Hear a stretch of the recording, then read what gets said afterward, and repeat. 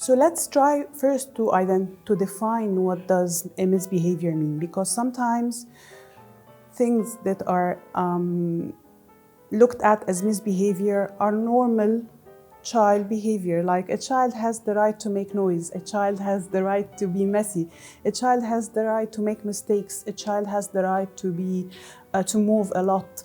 Sometimes things that are looked at as misbehavior are very normal and typical right for the child to live their childhood.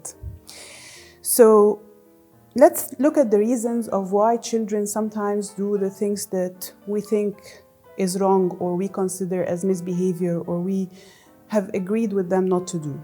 We are going to talk about two kinds of reasons. The first type of reasons is related to the child themselves, and the second type is related to things that we do sometimes without noticing, and sometimes it affects the child in a negative way. So let's start by the reasons that are related to the child. So one of the reasons that a child might be behaving in a way that we see that as unaccepted is because of what we call their temperament or the nature of the child themselves. God has created us, everyone, every single person is different. And for parents who have more than one child, I think you've noticed this sometimes from the very first day when they were babies, how you could be doing the exact same thing, but they are different. One of them cries more than the other. One of them was more open to trying new things and new food. One of them was more easier to put to sleep. So by nature, God created each child unique.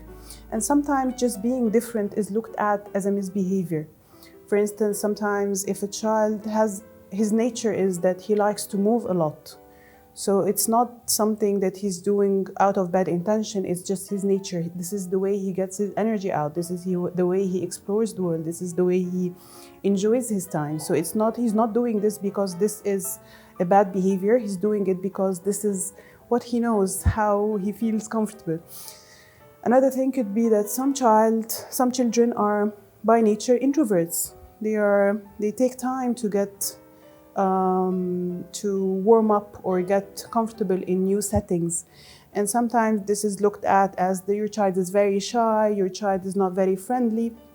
So we start labeling the child rather than accepting them the way they are.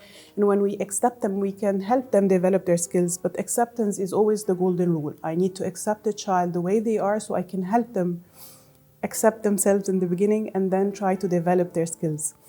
Another example of temperament is some children are intense, like their reactions are high, they're loud, they get emotional easier.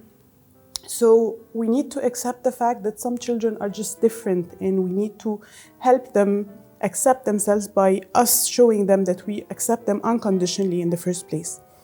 Another reason why sometimes children do the behavior that we don't accept is because it's related to their stage of development. For instance, a child who is a toddler, still has 3-4 years, by nature they are very egocentric, what we call egocentric, which means that everything is about me. I'm not aware of the world around me and the needs of others. I need to understand my own needs first so I could be able to understand the needs of others. So if a child who is 4 years old does not want to share, for instance, a toy or can't wait for his turn on the slide, it's not because he's selfish or not because he is aggressive. It's just because he's still learning about these things. And the more we give him his own pace and help them understand that it takes time to understand these things, the easier things are going to be on him rather than forcing that he needs to do it right now when he's not ready.